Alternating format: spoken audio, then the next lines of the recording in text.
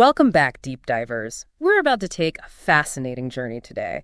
We're going way back to the early days of a guy you've probably heard of, Napoleon Hill. Yeah, the name's pretty much synonymous with self-help, right? Exactly. But we're not looking at his famous stuff today. We're going deeper. We've got a collection of his very first teachings, even before he wrote the big hits. And it's all compiled by Jeffrey Gamer. So this is like getting a sneak peek into the origins of his whole success philosophy.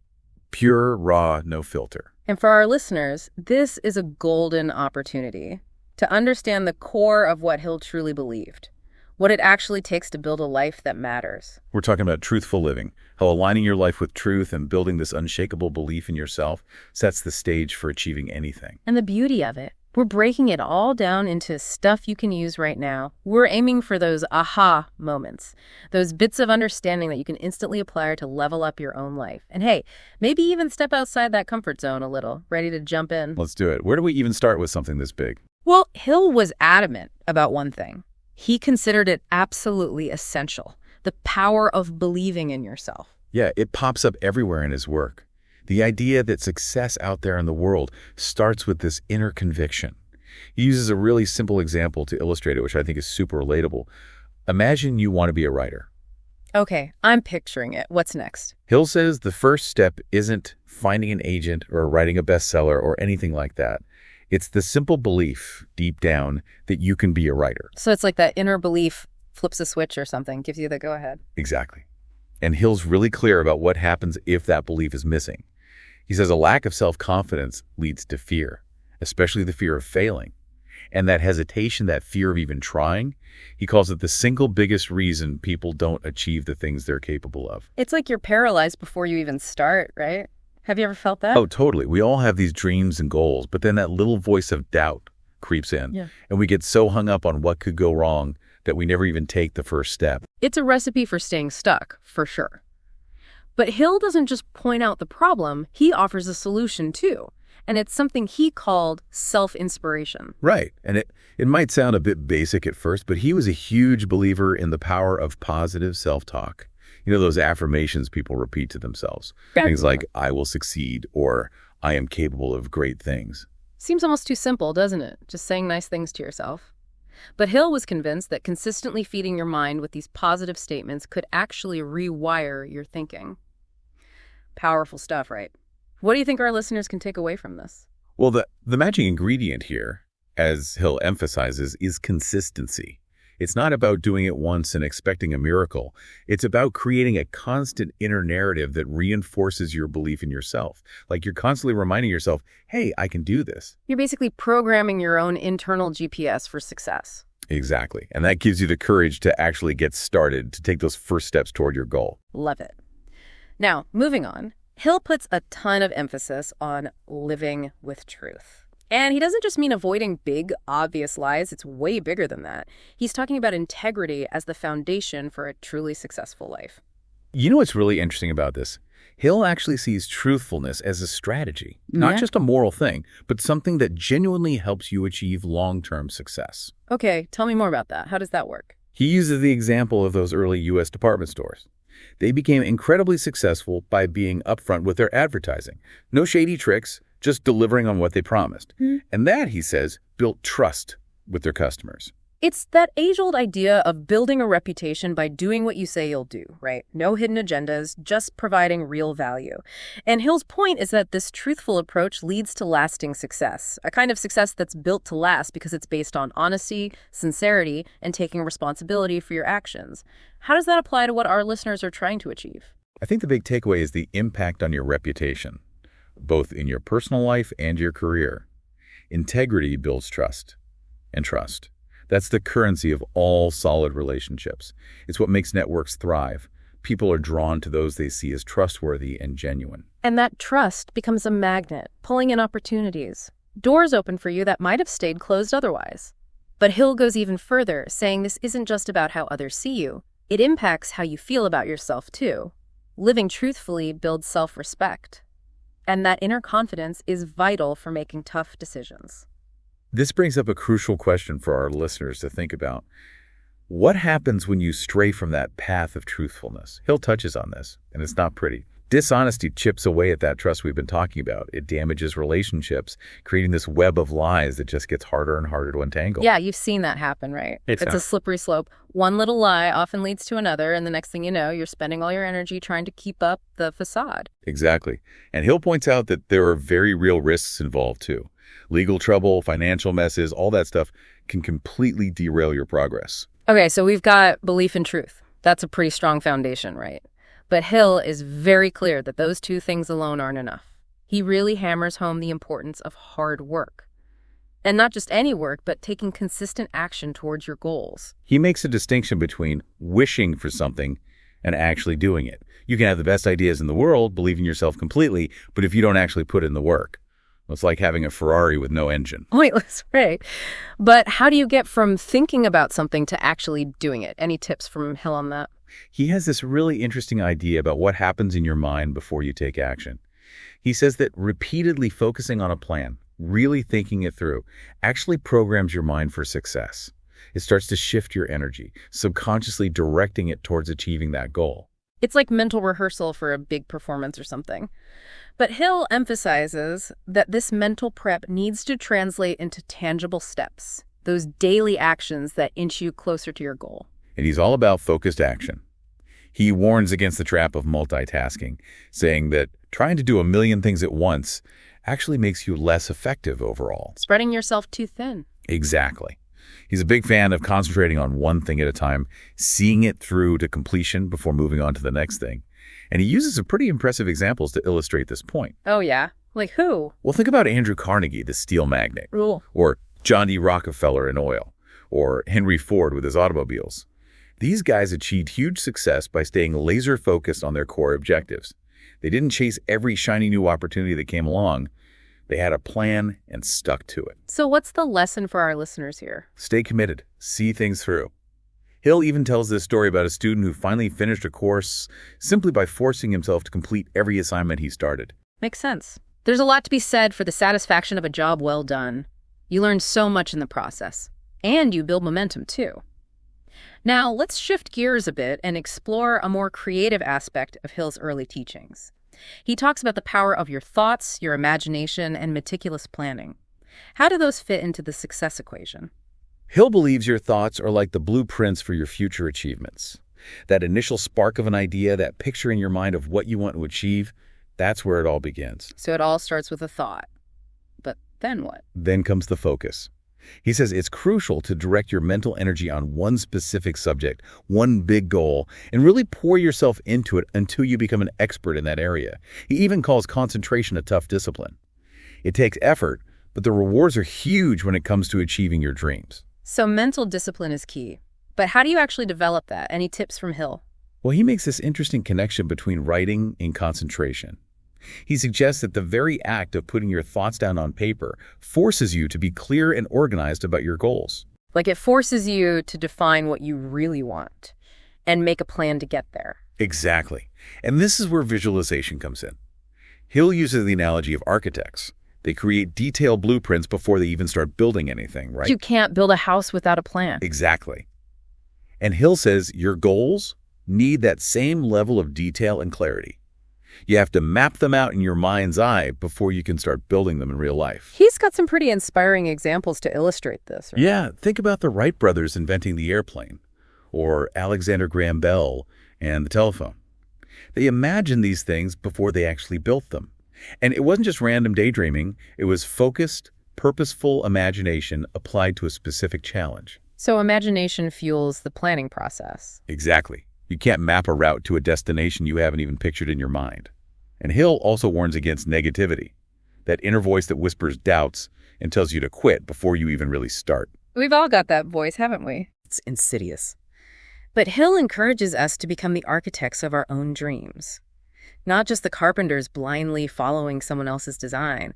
It's about taking control, owning your vision, and actively creating the future you want. I love that. Okay, so we've talked about thoughts, imagination, planning. Now, what about character? How does that fit into Hill's philosophy? He places a lot of emphasis on becoming a better version of yourself.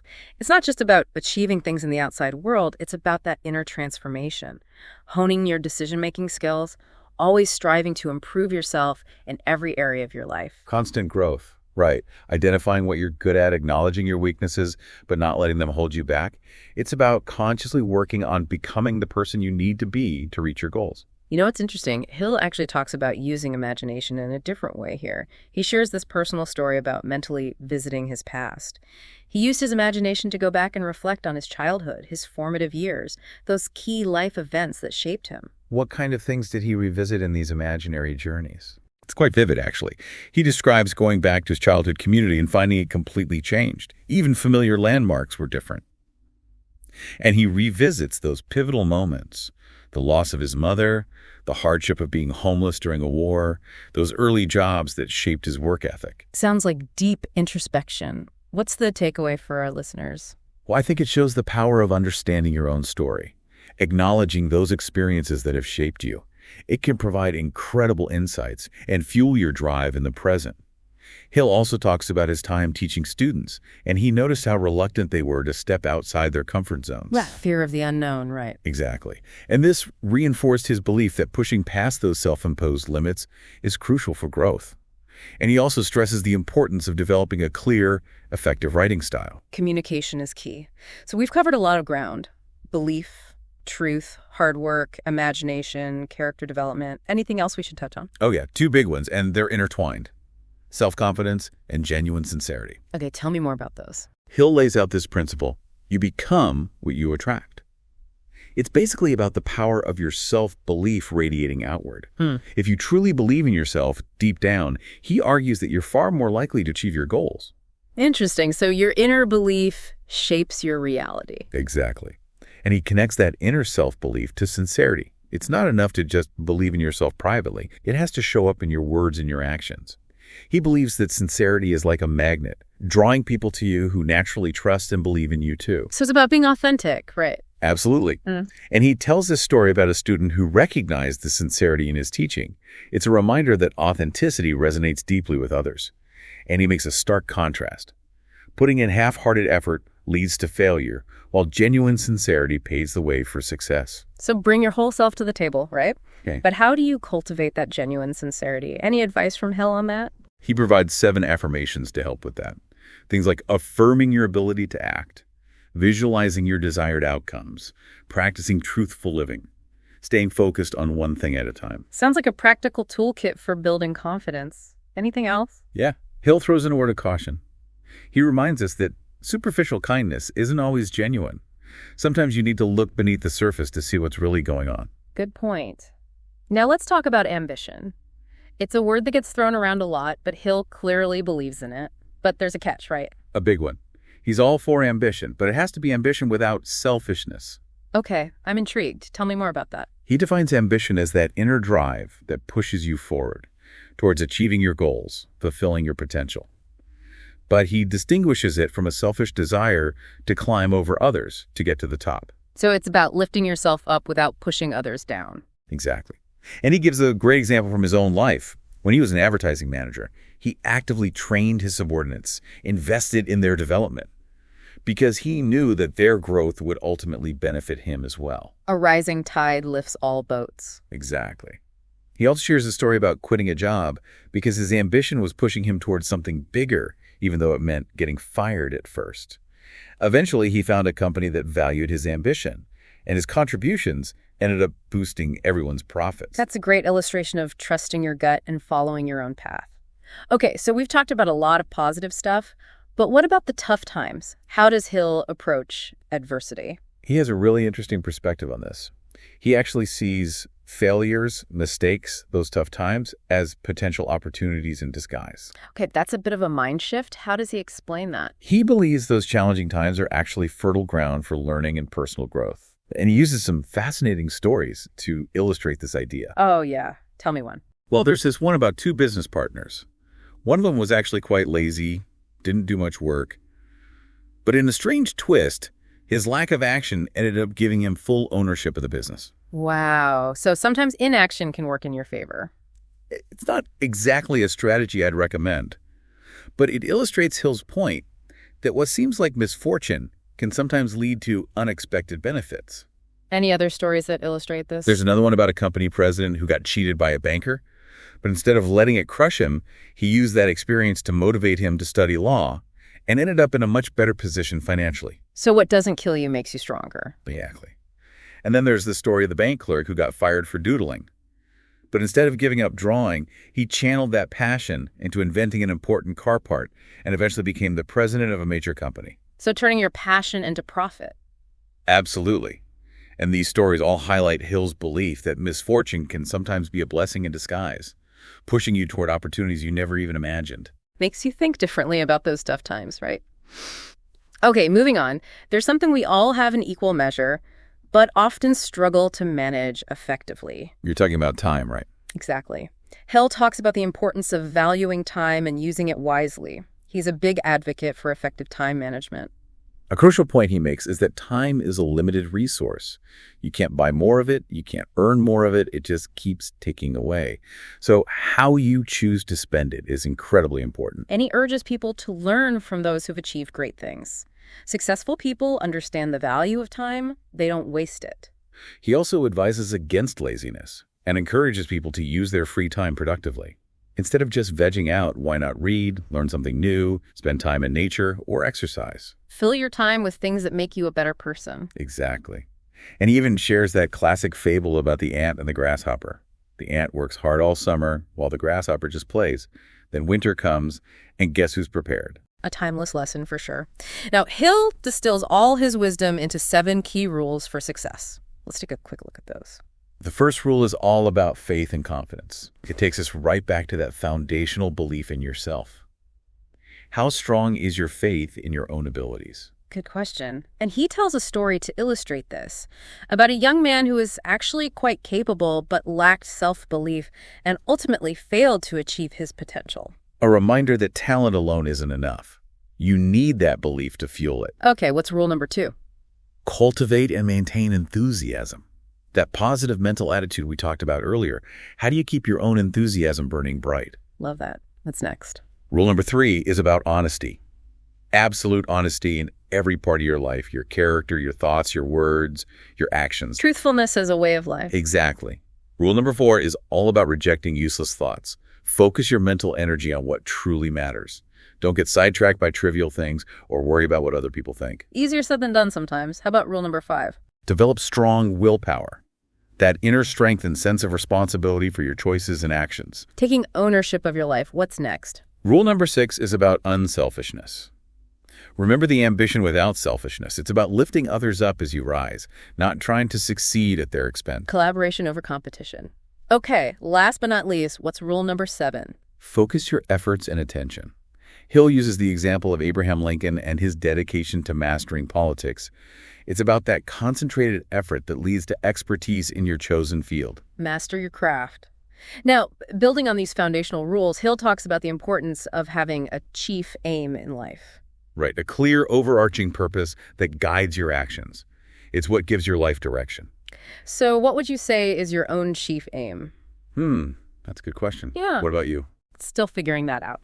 But Hill makes a key observation here. He says that opportunities are always present, but a negative mindset can blind us to them. He uses this analogy of a fox terrier, easily distracted, versus a shepherd dog, completely focused on its task. Which one are you more like? Oh, definitely more of a fox terrier. What about you? I think I'm a bit of both.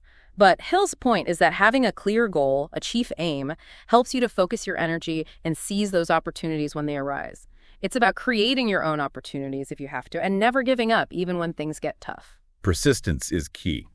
And as we start to wrap up our deep dive, let's revisit some of those recurring themes, like the importance of continuous learning and unwavering self-discipline. Yeah, self-discipline, that ability to control your impulses and stay focused on your long-term goals. Hill talks about it a lot. It takes willpower and commitment to your plans. And he emphasizes that learning isn't a one-time thing, it's a lifelong journey. How do you keep learning and growing in your own life? I'm always trying new things, reading, taking courses. What about you? Me too. It keeps things interesting, and it helps me adapt to new challenges. And of course, we can't forget about the power of setting clear goals and being persistent in pursuing them. Right, you need those specific written goals broken down into manageable steps. But just as important is that unwavering determination, that ability to bounce back from setbacks and keep moving forward. It's about building resilience. And then there's the importance of a positive mental attitude. Hill considers it essential for success. It shapes how you see the world, how you react to things, even the types of opportunities you attract. It's about choosing to focus on the good, even when things are tough. What are some things you do to maintain a positive mindset? I try to practice gratitude, focus on the things I can control, and surround myself with positive people. How about you? Similar things. It makes a huge difference. And then there's the idea of mastering your emotions and developing self-control. Emotional intelligence is crucial. It's about understanding and managing your own emotions and being aware of the emotions of others. And self-control helps you stay on track, resist temptations, and make choices that align with your long-term vision. Absolutely. And remember, you can't achieve great things in isolation. Building strong relationships based on open communication, empathy, and trust is crucial for both personal and professional growth. Your network is your net worth, as they say. Exactly. Networking and nurturing those connections open doors and provide invaluable support along the way.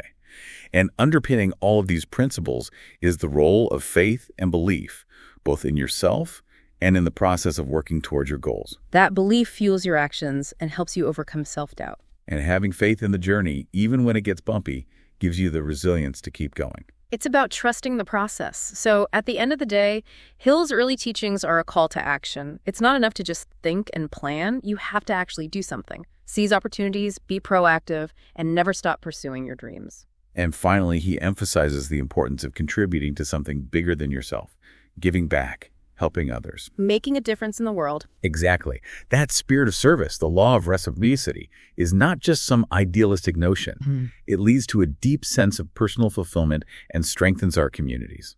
So, to wrap up our deep dive into Napoleon Hill's Truthful Living, we see how these core principles are all interconnected. Believing in yourself, living with integrity, taking consistent action, cultivating a positive mindset, and serving others. They form a powerful framework for living a meaningful and successful life. And these early teachings offer a blueprint for anyone who wants to create a more fulfilling and impactful life. Now, for our listeners, I want you to think about one specific area of your life where you could apply even just one of these principles. What small, truthful action can you commit to taking today? Reflect on how these ideas resonate with your own experiences, your past successes, the challenges you're facing right now. How can these timeless principles guide you towards your future aspirations? Take these nuggets of wisdom, let them sink in, and see how they can shape your journey long after this deep dive is over.